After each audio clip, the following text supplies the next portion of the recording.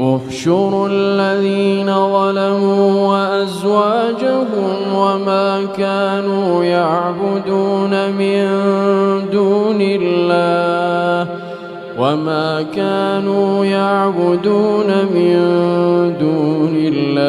فاهدوهم إلى صراط الجحيم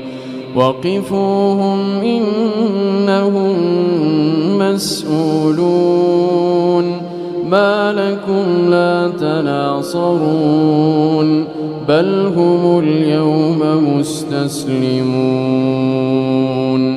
وأقبل بعضهم على بعض